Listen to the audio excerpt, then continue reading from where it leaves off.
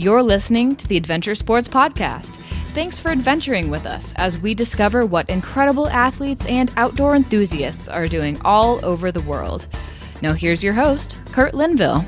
Have you ever had the dream that you're running over hills and jumping off the backside, and as you jump over the tops of the hills and tumble down, eventually you jump far enough that you don't hit the ground and you start flying?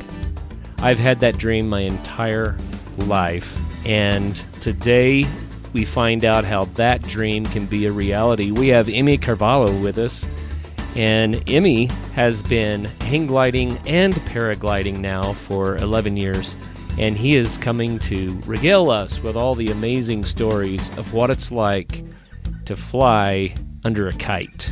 That's the way I'm going to say it. And welcome to the program, Emmy. Hi, Curtis. Thank you for having me. Yeah, you bet. You do both hang gliding and paragliding, and you just mentioned to me before I hit record why you do both. Maybe share with the listeners why you do both and what the differences are. Thank you for the question. For someone from outside, they are two different but somewhat similar ways of flying, and one could imagine that they feel the same, but they feel completely different. Maybe something closer it's more easy to understand is probably the difference between snowboarding and skiing, right? Of course, they are both ways of going down the mountain with snow, but they feel completely different. With one of them, you can go much faster, but the other one, you can really have a very different way of controlling the way where you are going. And here is a bit the same. With a paraglider, you have a feeling of more calmness, I will say, because it's the slowest form of aviation, except for a hot air balloon, perhaps. But other than that, is the slowest way that you can be while flying. So you can really get very close to terrain, for example. You have the calmness to check everything that you want.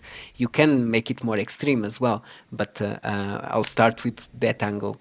On the hang glider, on the other hand, the logistics are, of course, completely different, but the feeling of flying is much more like a bird or like Superman or really like your dreams of flying. So you were mentioning running down the mountain, the hill, and at some point flying. And although that's actually how paragliders started, people started paragliding by using skydiving equipment, but instead of jumping from a hot air balloon or an airplane, they will open the canopy in a very inclined field and really kind of run down until they were more or less flying in a very, very inclined slope. That's not really probably how you imagine yourself flying in that example, right? You are probably going to be running down, and at some point you will be flying more like a bird, meaning with your head forward, with your feet back, maybe with your arms open. And that's really how our hang glider feels and controls the wing, is with that position. And it controls the wing with its weight, so it's somewhat similar to driving a motorcycle. You really feel that the equipment is a second part of yourself. And paragliding is lovely, and actually I do much more paragliding flights than hang gliding flights. But if I had to choose one last flight in my life, the choice is obviously hang gliding. Fascinating. People can tell by your accent that you're probably not talking to us from the United States. So where are you talking to us from today? That's right. So I'm Portuguese. I live in Switzerland. I'm talking from the mountains in Switzerland, from the Swiss Alps. Just looking out of my window, I have a 10,000 feet mountain that I can see and that we fly from there regularly. Shokanchi. Well, here this one is called Titlis. It's a very popular mountain for skiing, not so much for paragliding and hang gliding, because the regularly that I mentioned is not every day, but it's every month. Every month there's a couple of days where the wind is just right and we can go there and fly. Oh, how fun. So how did you get into, I'm just going to say wing flying in general. How did you get into this in the first place? I started hang gliding first in 2014. I remember when I was a child, I always had dreams of flying. Everyone that I talk about it, that has at some point started flying, they all had similar dreams. Mine were a bit different than the other people, but I think it's a generational, yeah, there's a generational component to it, because I used to watch cartoons where the characters will fly in a very specific way, and they basically concentrated and they would levitate. And so that's how I imagined myself flying when I was a child. And I also remember vividly when I was living in Portugal, I must have been 6 or 7, we went out with the whole family and we went to one of our mountains. We don't have very tall mountains. The highest one is 6,000 feet. And I remember seeing someone flying. I think it was a hang glider. My brother says he's older. He will remember better. He says it was a paraglider. I'm not sure. But definitely the image was in my mind, and it never left. And eventually, after I finished university, I graduated, I started working. I realized the work was not exactly what I had imagined it. And then I started thinking that it was a good time to get some hobbies. And flying was the first. It had to be the first. So you started with hang gliding, and then you added paragliding on top. But why did you add the paragliding?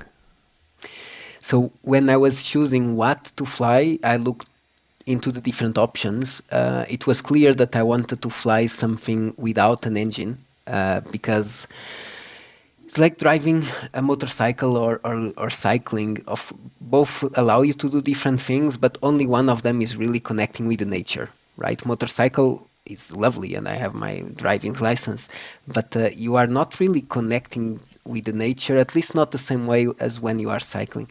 And here, in the image of flying, was the same way. And so for flying without an engine, you have a few options. You have sailplanes, but then it's really, again, a lot of equipment, and to be honest, I couldn't afford it. Or you had skydiving and perhaps a wingsuit associated with skydiving, but once again, quite expensive if you account the amount of hours that you have to do or the amount of flights that you have to do. And then you are left with hot air balloons, paragliders, hang gliders. So I started the hang glider because of the body position, was the first one that I tried, and I loved it, and it's still my favorite way of flying. I tried the other ones that I mentioned, but that's still the one I prefer. But it has a big disadvantage, and that is the logistics. If you have seen a hang glider transporting his material, you know what I'm talking about. So usually it's when it's compacted, so when you fold it completely, it's a 5-6 meters tube. So that's what, 20 feet, 20 feet long tube, 18 feet long tube. It goes on top of the car. So usually all the cars are adapted and they have a staircase on top of the car to transport. So you need to have a garage, of course, and then you are naturally going to fly wherever you can drive. It's quite logistically intense to try to fly in another country or to go to an island to fly. Paragliding is the absolute opposite. So that's why I decided to start paragliding, because although I loved hang gliding, whenever I travel somewhere, I could not take my wing. And the only alternative was to try to find local schools or local pilots that could lend me their wing. And every now and then that was possible, but sometimes they are not available, of course. And it's much more easy to just have a backpack that you take and that you fly with. That's what paragliding is. So that's why I started paragliding as well. Interesting. So it sounds like paragliding is the most versatile. It's the one that goes everywhere. By far. And if we jump back 40 years, so in the 80s, in the beginning of the 80s, where paragliding was just starting or even had not started yet, hang gliding was the easiest, most affordable, most compact form of aviation, and that's why that was the golden era of hang gliding, I will say. But then it became paragliding, and now it's without a doubt the easiest, the most compactable. You learn quickly, and you can do more and more impressive things that you cannot do with other forms of aviation. For example, I think last year or 2 years ago, there were again people taking a paraglider up Mount Everest. I say again because it was done before as well. There's this new field in paragliding that is called para-alpinism, where you actually take off from 10,000 feet, but you try to get higher and land higher in higher mountains. There's a guy that is one of my heroes that does that a lot. And all of that you can do with paraglider, but you cannot do with any other form of aviation. So how big is the paraglider pack these days? I know back in the day, the wings were really big and the packs were a little bit larger. How small have they gotten? A standard paraglider for someone finishing their school process and getting their license, it's probably going to be about 10 kilos of weight. So that's 20 pounds or so, more or less. Wow. And that's that light. includes the canopy, that includes the harness, that is your protection and your seat. That includes the reserve parachute in case things go off rails. That is very rare, by the way.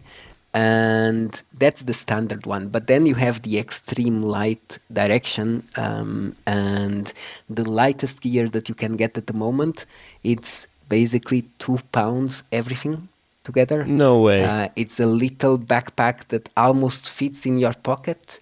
Now, what does that mean? It means first, you don't have a reserve parachute. Second, your harness, your seat is strong, but is really just a couple of strings almost. And your wing is much lighter and therefore less durable as well. So you cannot do 1,000 flights with such a wing, but you can do a few hundred very impressive flights in places where you probably couldn't hike with the standard gear. That's amazing. I knew that technology had moved the sport forward, but I had no idea that it was to that extreme. That's crazy, Emmy. I just think, it's like something you could toss over one shoulder and go running up a mountain with. That's nuts. Exactly. So historically, I will say that most people that learn how to fly a paraglider originally was because they wanted to fly. But very often what we see now in the school is people that just want to hike. They love hiking mountains and they want to fly down the mountain instead of hiking it down. So you want very, very light gear if you want to do something like this. And that's something that paraglider now allows you to dream of, that maybe 20 years ago was a bit unthinkable, where 10 kilos was more the limit that you had at the moment. Now, I answered about paragliding. If you ask me about hang gliding, then you have to multiply the numbers by 10. Well, and we want to go there because you mentioned earlier that there's something called short pack hang gliders, and that technology is also developing. I imagine it's making it more versatile. I'm really curious to hear all about that. But I think before we dive into that, I would like to hear some stories. What is it like? Let's talk about hang gliding. What's it like to fly under a hang glider? The closest experience that I had is driving a motorcycle, and not very noisy motorcycle, because the way you control the canopy is quite similar. You are laying in a similar position as you would lay if you are driving a heavy motorcycle, and you lean to the right or to the left with your full body to control the turn. It's similar with the hang glider. Now the difference is you remove the noise first, so you only hear sound. You only hear the wind. It's the only sound you are hearing while you fly, typically. And you also remove the ground. You are flying rather than being confined to the road. And so that really gives you a freedom that is difficult to describe. You don't think of anything else while you are flying. I think this idea of being in the zone is common with other sports. When someone loves a sport anyway, they get into this space where while you do it, you completely disconnect with any other problems that you might be having in your life, at work, or whatever. You are just in the moment. That happens with flying as well. And yeah, ultimately, for me, is the most fun way of spending my time that I have found so far. Maybe there's something even more impressive, but I'm yet to find it. I didn't try everything yet, so I'm sure that there might be something even more extreme. Well, it just sounds amazing. Like I said, I've had that dream of flying off of hilltops my entire life. That's one of my favorite dreams. You know, the feeling of, oh, I'm not stuck on the ground anymore. And the closest that I've ever experienced to that, outside of skydiving, I guess, is scuba diving, because you get that feeling of flight and weightlessness when you're under the water.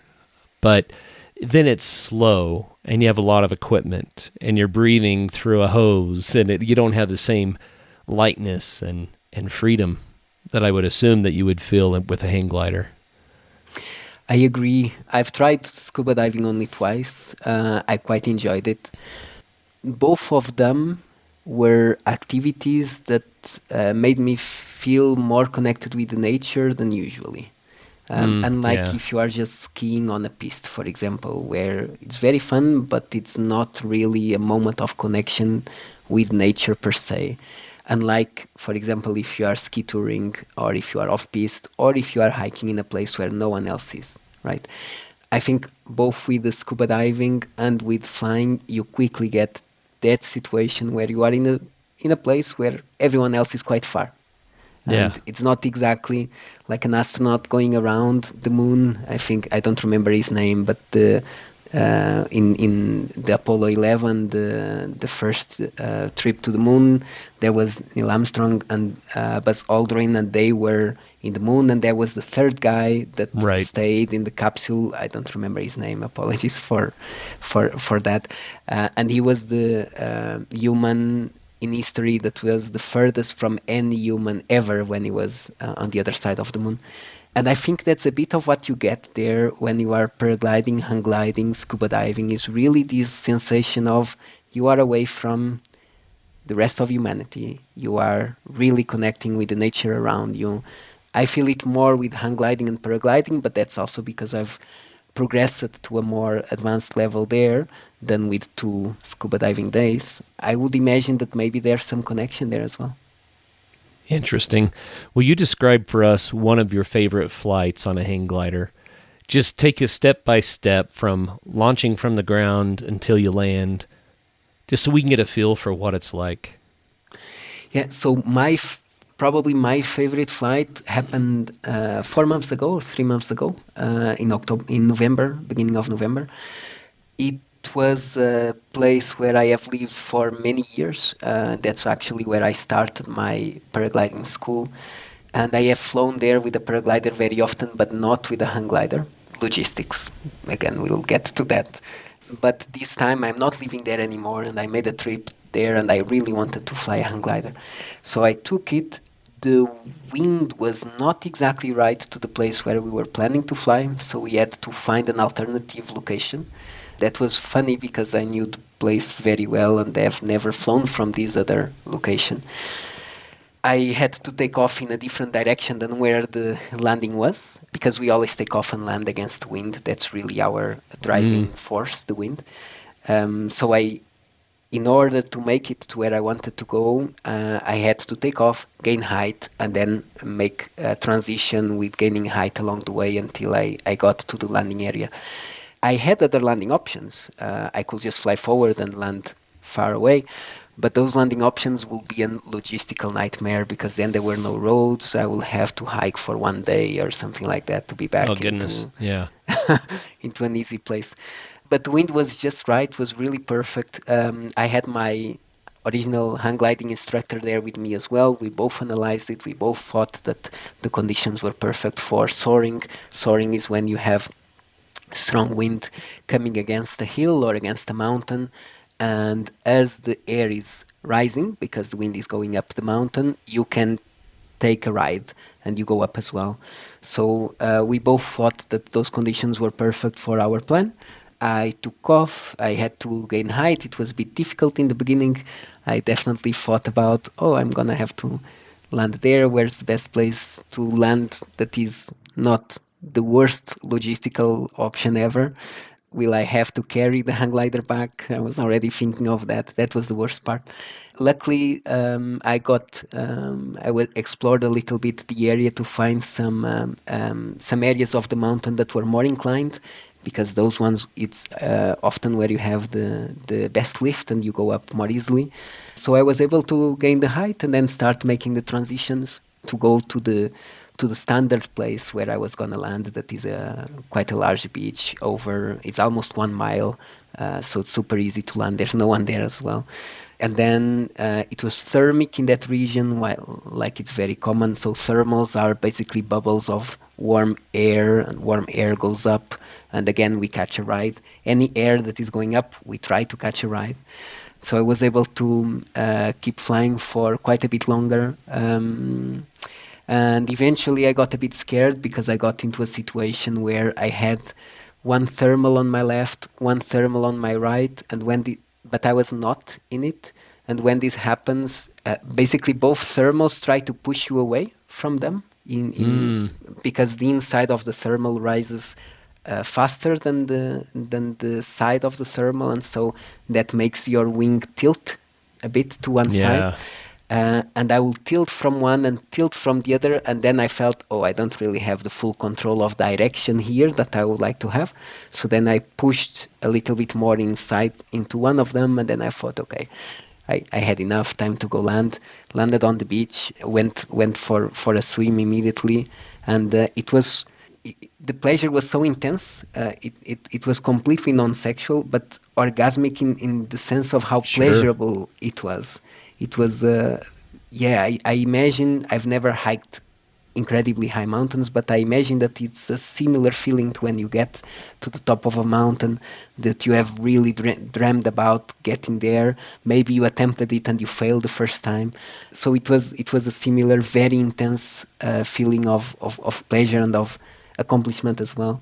It's funny enough, I have only a small video recording from my instructor from the ground because I had a problem with the camera that I was taking with me. So after landing, when I realized, I relived it in my mind twice again, and so I remember every detail of it, every transition, and to be honest, every now and then I go back to it because again, it was a special flight. There were more, but that one was maybe the most special I had.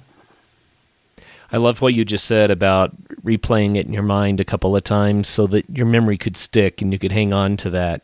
I think that's so important that people often forget to do that. They have a very unique experience and they're, overjoyed, they're excited, they're like, yeah, that was so awesome, and then they forget it.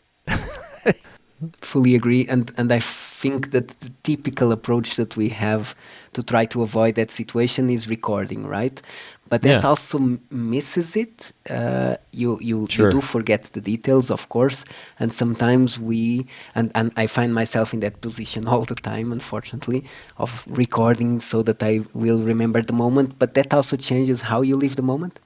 The fact that I realized early on that the camera was malfunctioning and then just forgot about it and focus on the flight, and the fact that I knew that the only way to remember this, to keep the memory of it, was to really relive it, revisit every moment, because if I didn't, I would forget details very soon. Maybe that also contributed to making it more special. There's been a recent development that has changed the way that humans can see nature. But prior to this, you almost had to have a wing.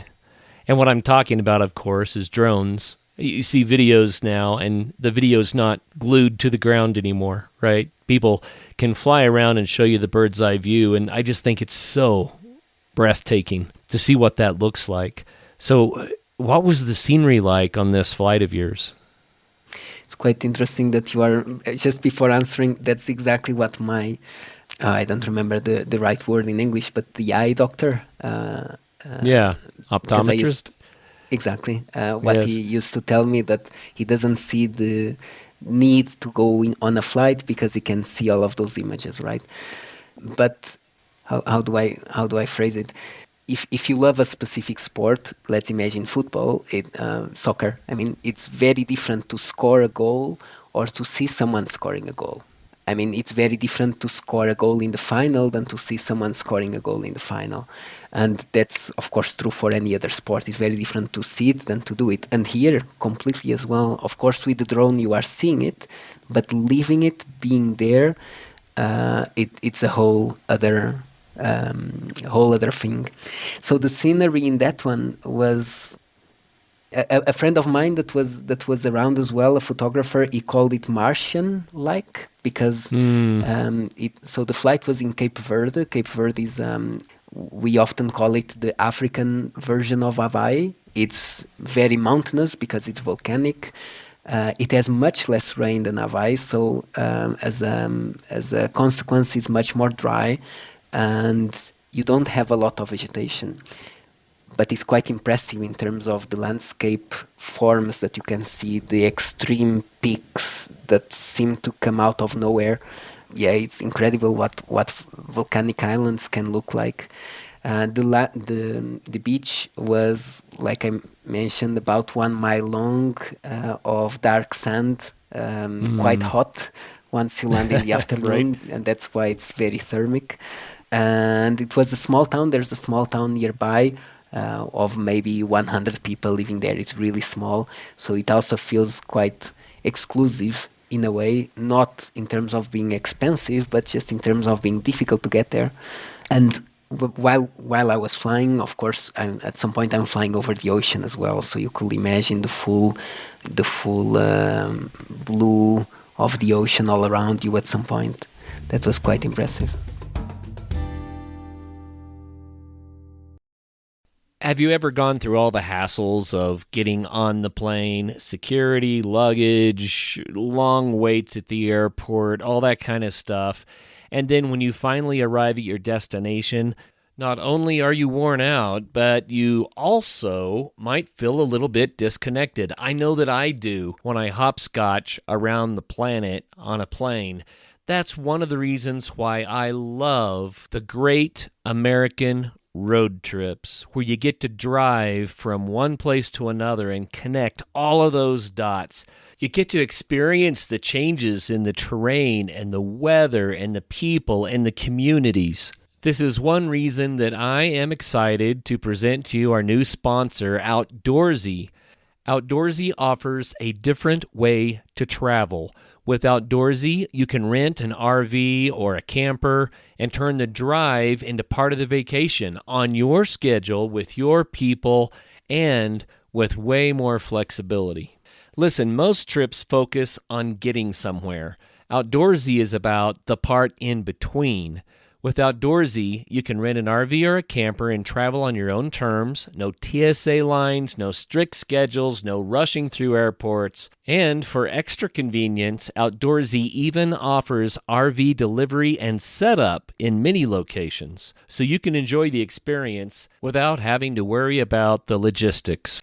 Outdoorsy connects travelers with trusted RV owners across the country, making it easy to find a rig that fits your style and budget, and I might add, that also fits with the people and the pets that you want to take with you. So when you're ready for a trip that actually feels like a break, head to Outdoorsy.com. Outdoorsy is currently running a special promotion for listeners. Use the promo code ASP at checkout to take advantage of this limited time offer. That's Outdoorsy.com, promo code ASP. Here's a question for people that are afraid of heights. And being afraid of heights, by the way, is completely natural. Matter of fact, what are they? In psychology, I learned fear of heights, fear of being alone, and a fear of loud noises. Those are the three fears that every baby is born with. They're innate to what it means to be human. But you're overcoming one of the biggest ones, which is the fear of heights. And I'm just curious how much that played into the sport for you. For me, I didn't have the fear of heights as a child. When you do that game the children like to do of pretending to be an animal or imagining which animal will you be, right? I will be a dolphin. Those type of questions. I Yeah. always imagine myself as a goat, not really a bird, funny enough, because I love to jump from rock to rock. And that's still Sure. my favorite thing. So the fear of heights was not very present for me. That being said, in the paragliding community, not so much on the hang gliding community, where also people usually are not afraid of heights, but in the paragliding community, you will find a significant number of pilots that are afraid of heights. And I don't know how scientific this is, but it's certainly my intuition from talking with several people that reflect that type of fear. One thing is being afraid of heights, and another thing is being afraid of falling. You are Sure. certainly talking, I would say, about the fear of falling. And on the hang glider, if you are afraid of falling, you shouldn't do it, I think, because of the way that your body is, you feel less protected in a way, you feel more exposed because you look down and you see nothing there. Right. While on the paraglider, you are seated.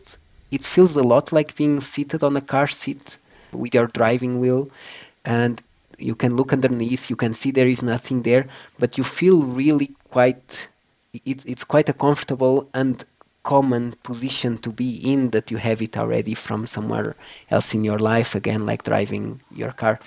And so, because you are so well connected, so well attached, the fear of falling goes away. If you are afraid of heights, you are still afraid. But if you are afraid of falling, typically you are not afraid when paragliding. And that's an experience that lots of passengers that came to fly with me on tandem flights have reported. Sometimes they are afraid of falling, and they are mentioning, "Oh, I'm afraid of heights. I'm not sure that I could do it." And they are very nervous before we start. And then the way a paraglider takes off, or a hang glider by that matter, is we do a small run on a hill typically, and then we are flying. So before starting, they are often quite nervous. But after 5 seconds, I'm not exaggerating, when they are seated, usually they get much, much more calm. Or maybe after 2 or 3 minutes, if they were more nervous, when they realize how calm a paragliding flight can be, then they really move into a situation where they are fully relaxed. I used to teach sport rappelling, and I don't know how many dozens or hundreds of people I've shown rappelling for the first time, but that's a similar effect happens when they're on the lip of a cliff and they have to lean back over the cliff on the rope. And that's where the fear moment is. It feels too awkward to lean over the expanse. But as soon as they take a step down the cliff and they realize the rope is truly holding them, the exposure is the same, but the fear goes away. Then they just enjoy the experience of working with the rope and going down the cliff. So I imagine it's something similar to that. I experienced that skydiving too. Accelerating to terminal velocity before we pulled the chute felt like falling, but then when you feel the air cushion under you, even though you're still dropping, right? You feel the air cushion, you feel supported. Then suddenly it was much more stable and didn't feel like falling anymore. And then, of course, when we pulled the parachute and the wing was over us and I felt the wing holding us, and that was another feeling of even more security, and it no longer felt scary like I was going to fall. Does that make sense? It does, and I don't know if it's the biological connection, but this idea of I'm a young father, so maybe that's why I'm thinking of that now. This feeling of something holding you might just come from the fact that we always felt safe when we were being held, right? Yeah, very likely. Because here, like you are saying, it's not your feet. It's not that in your feet are standing on solid ground and that they are giving you support. Usually, that's the support that we get. But here in this situation, you are feeling. It's the thing above you that is holding you. You are feeling held more than just feeling that your feet are on solid ground. And indeed, once you have that feeling, if your fear is falling, now you intuitively know, maybe the lizard part of the brain inside of you knows that, okay, I'm not gonna fall anymore, and then that fear goes away. That being said, I have to say that I also had the experience of taking people to fly that were definitely afraid of heights. One was my mother, and so we went on a we went on a paragliding flight. She will never have done it if it was not with me. She just wanted to please me, I guess. But we both went for a paragliding flight, a tandem flight, and I wanted to make it very special for her, so I took off. And then after taking off, I started trying to find a thermal, and I climbed a little bit, and I could sense her being a little bit stressed, but she didn't say anything, so I went a little bit more. And when she realized that we were higher than the takeoff was at the top of the mountain. When she realized that one, she told me, time to go down. Let's just go down. And so I started pointing to go down towards the valley. And she was so afraid that it was clear that that was going to be a lot of suffering. We were really high, I think about 4,000 feet higher than the landing. So then I just ended up landing on the takeoff. Sometimes we can do that. So I just landed on the takeoff. So a few minutes later, she was on solid ground. And I realized that people are also afraid of heights. It's not just a fear of falling. Sometimes you just don't want to be very high. Interesting. I have a theory, having interviewed a lot of people about a lot of different adventure sports. I think the people that get really, really good at something usually don't have as much fear about it. But people that enjoy something in a simpler way often have a lot of fear regarding whatever the sport requires. For instance, I think the people that enjoy scuba diving the most are those who are afraid of water because it's exciting, it's exhilarating. They're overcoming something and they feel like they're accomplishing it, you know? And I suspect that, depending on how severe your fear is, but a fear of heights or a fear of falling, if you're able to manage it and maybe paraglide, I suspect that it would be very, very rewarding to feel like you conquered the fear. I think you are touching a bedrock of humanity, probably. We the way that we see that phenomenon that I think you are describing is how we felt on the first flight. The first flight was always different than all the others. My first flight took 5 minutes. My instructor told me it was going to be just 2. It was 5. And they were both the most terrifying and most exhilarating 5 minutes of that year for sure. Yeah, before you do those steps to make what you know is going to be a long flight, not just hopping for a few seconds, you know that something unknown is going to happen and your adrenaline level is through the roof, I'm sure, and the fear is quite strong. But then all of that is somehow, I don't know the biological process behind it, but somehow that kind of either transforms or leads to just pure happiness, and again this feeling of pleasure and of enjoyment that you immediately have. And you see that if you are doing tandem flights, and I'm sure it's the same with skydiving and scuba diving as well. You see that the first time that someone comes to feel it is also why a good experience for the tandem pilot, for example, as well, is the fact that we kind of get a little bit that feeling of the first flight by the fact that the person is doing, the passenger is doing their first flight, and that joy rubs on us a little bit, passes to us a little bit. I remember maybe one of the most interesting ones was flying with this lady that had, I think the condition is called the WLS. I think it's a debilitating health condition where you lose control of your muscles with time. I think it's called the WLS. I'm not sure. Maybe it's ALS. ALS, that's the one. Thank you very much. And she came for a paragliding flight. We had to take off with adapted gear, so there's some wheelchairs that you can use for paragliding. They are specifically conceived to be paragliding harnesses and used for paragliding. And we were in the air for maybe 1 hour, and then you could feel it. So that was maybe my most enjoyable tandem paragliding flight. Was the first time that this lady made this paragliding flight, because again, all of that happiness that she had, fear, right, and then happiness, probably exaggerated by the condition and by knowing that this was rare and that probably she had not dreamed that she could do it, also passed to me. And I still enjoy seeing those pictures actually of that flight every now and then. I love it.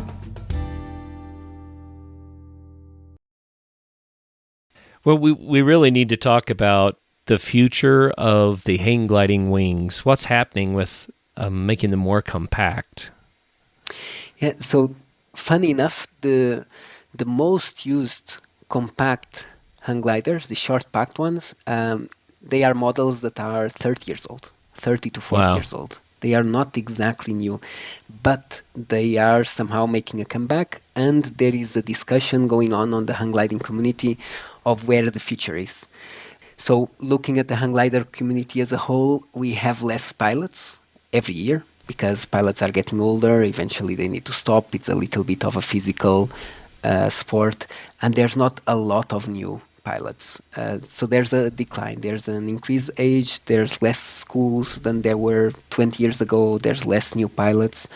And the reason for that is paragliding, because like in my opinion, because like I mentioned in the beginning, hang gliding used to be the easiest, most affordable form of aviation, and now it's not. That's paragliding. Hang gliding is still as it Yes. was, but paragliding appeared. And they are quite comparable in terms of performance as well, on how well they glide.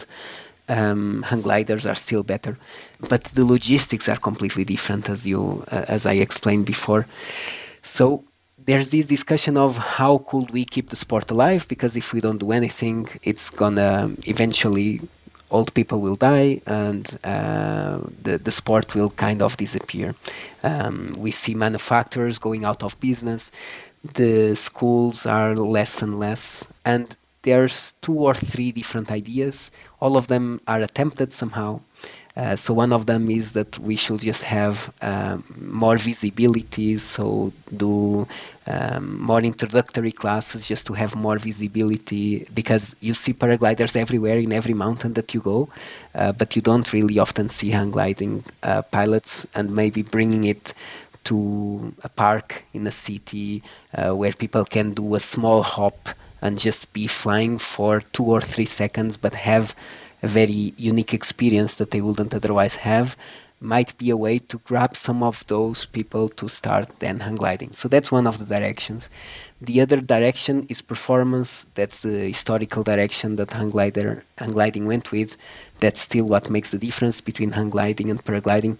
While high-level competition paraglider, if he is 1,000, I'm gonna say, yeah, I'm gonna talk with numbers 1 to 10 and 1 to 11 instead of distances, because then it's difficult with the American measures sure. of unit.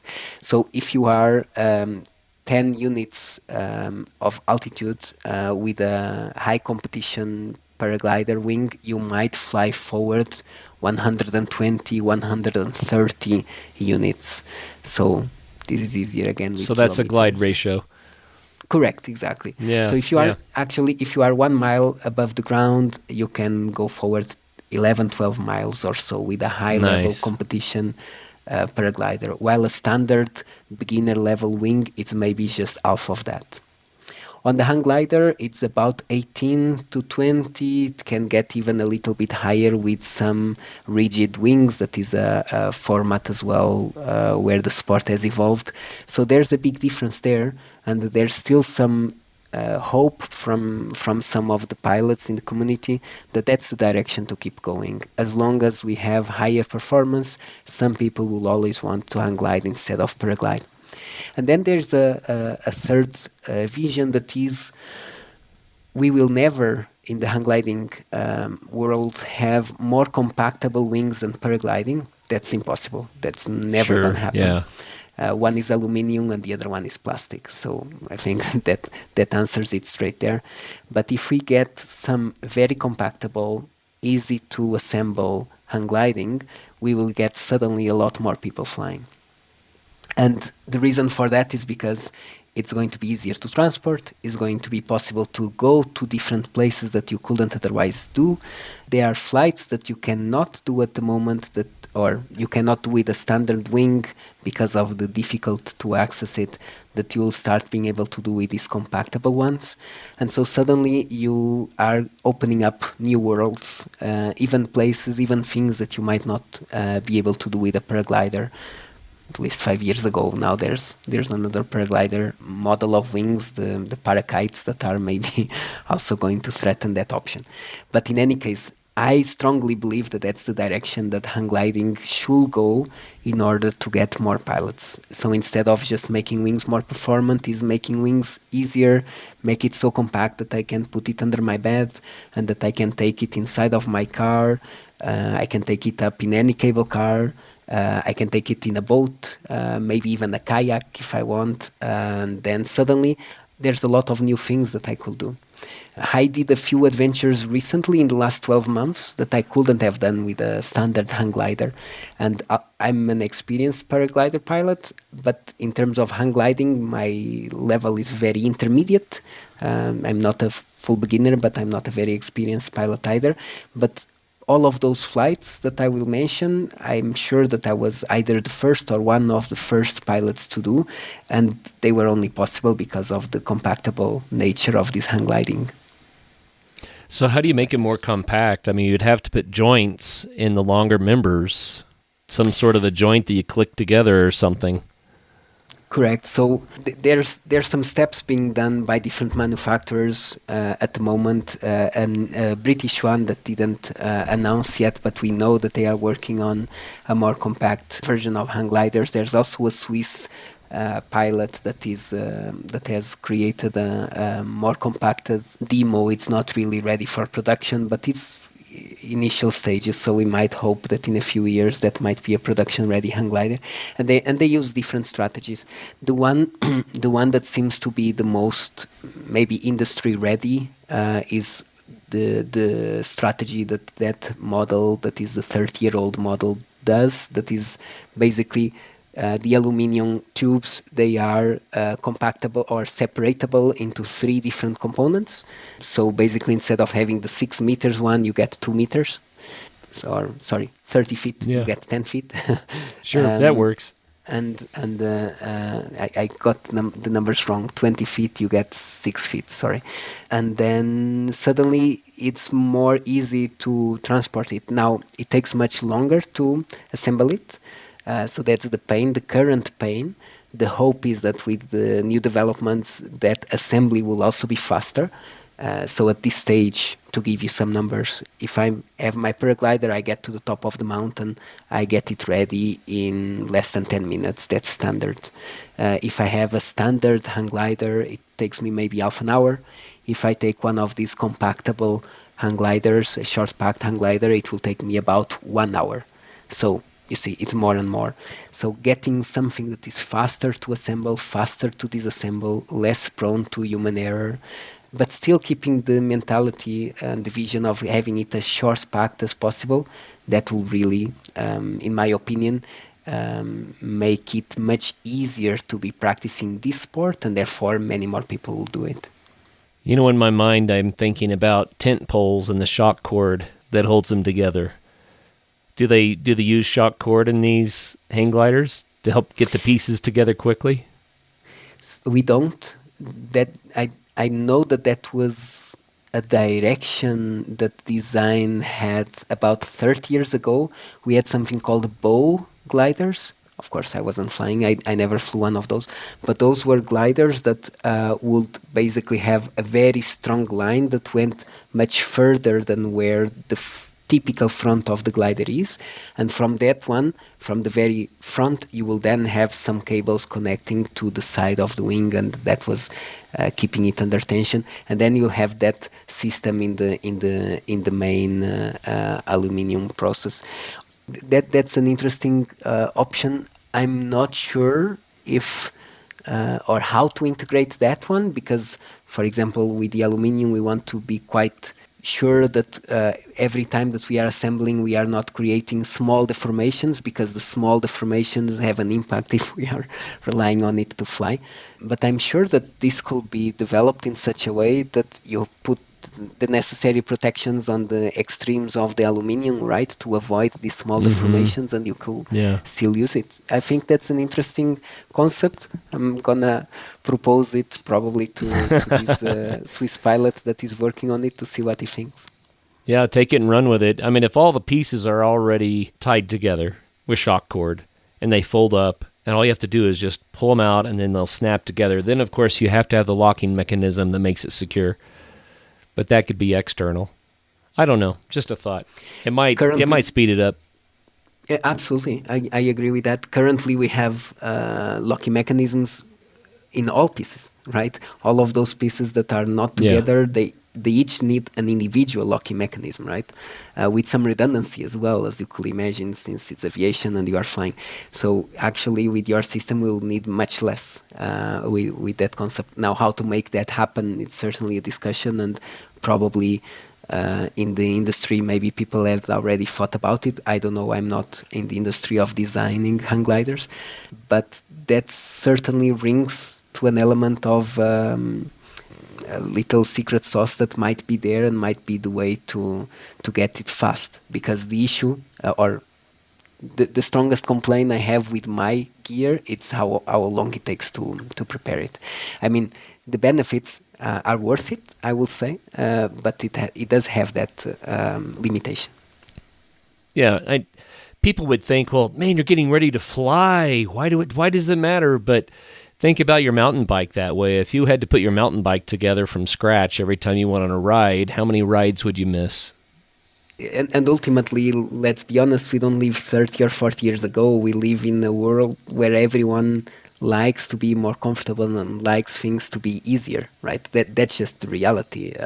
If we are hiking up a mountain, we are not gonna take standard gear. We typically try to get lighter gear, right? Because it's more comfortable. Yeah, sure. So it's the same here. If we are if I'm carrying a 20 or 50 pounds equipment up the mountain to fly, it will be nicer if it was 40.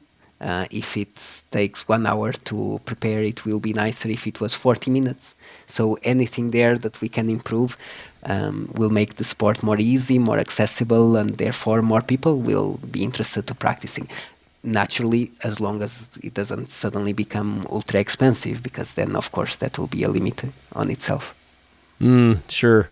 Well, Emmy, I tell you, if you were in a park with a little hillside and you were letting people enjoy 3 seconds of flight, I would line up for that. I would be all over that. That would be so much fun.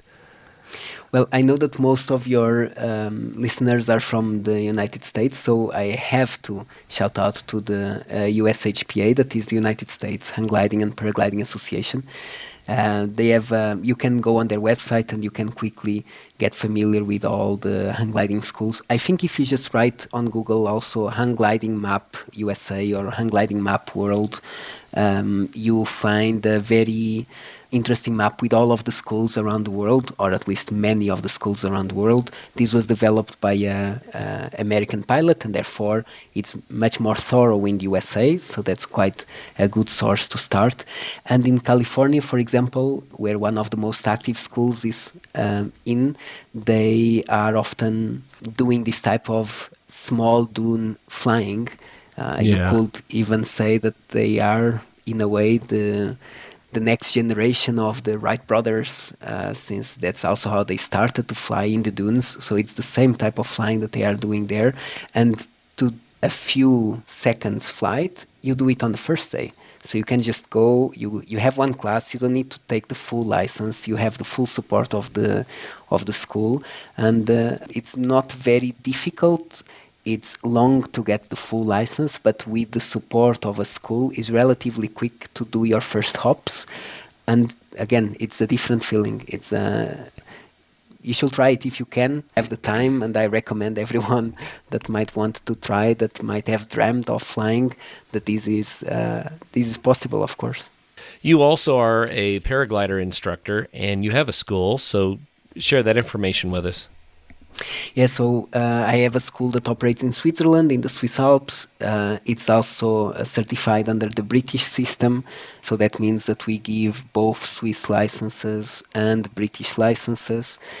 For someone from the United States, if you come back, then you need to convert it to the USHPA system. That is an easy process as well, where you need to do a theory exam and a practical assessment. So we operate in central Switzerland, in the Swiss Alps, near Engelberg, near Interlaken. Those are maybe some mountains or some towns that people might have heard of, maybe not, but they are both quite famous for paragliding.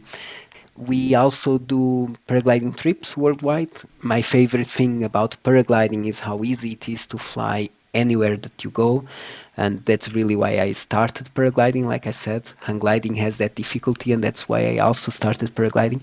And we do trips across Europe, to the Middle East, to Africa, to South America. I've never done a trip in the US, funny enough. Well, it's time. But it's certainly on the list, exactly. That would be fantastic. Well, how long does it take to get a license? If someone said, this is it, I'm going to the Swiss Alps, I'm going to get a license, I'm just going to stay until I'm done. What would that be? So the British license, you can get it roughly in 2 weeks. So 10 days, you do about 20 flights and you get your British license. In the North American system, that's equivalent to the P2 license. And that means that you are an independent pilot and then you can fly on your own. Now, like in most sports, there's a lot of further progress after you finish your basic license that you can do. And certainly once you have it, you are not ready to fly anywhere at any time.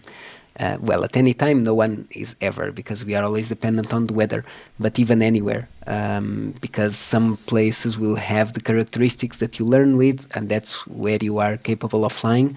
But it's very different to fly in a high mountain with light wind, or in a valley where you know that when you are going to land it's going to be windy down in the valley, or to fly on the dunes, or to fly in volcanic islands, again like Hawaii, for example. And so wherever you learn, that's where you are more comfortable, and the type of conditions that you are more comfortable. And if you want to expand, then you need to really go and fly in different places. That's also why I like to go and fly in different places, because it also makes me a better pilot, and it allows me to see, or to be a tourist with a different angle of view. Oh, that's awesome. So you lead trips. Can people join your trips? Yes, you can go to the website altitudetrips.com, or you can find us on social media with the same name, and you will find the trips that we do. You find also the classes that we do, or just tandem flights if you just are in the area on the trip and you would like to try a tandem flight. That's possible. For example, this last weekend I did a tandem flight on a hot air balloon festival. That was quite an interesting one, where we had to hike up the mountain because there's no cable cars there anymore, or they are, but they are closed for many years. And so we hiked up to be on the top of the mountain. We started at 4 a.m. Because the hot air balloon started at 9 a.m. and we wanted to be in the right place at the right time to fly with them, and then we could fly in the middle of the hot air balloons. It was quite a beautiful, unique experience. Wow. It sounds like so much fun. Emmy, thank you so much for sharing your passion. It's a dream. I would love to experience what you experience, and I'm sure that many of the listeners feel the same way. The website again is altitudetrips.com. And Emmy Carvalho, did I get that right? Absolutely. Good accent. You could come to Portugal. You have the language very, very well marked. Well, that was a lucky one. But contact Emmy. Find out how you can learn how to fly. How cool would that be? And until the next show, make sure you do get out there and have some fun.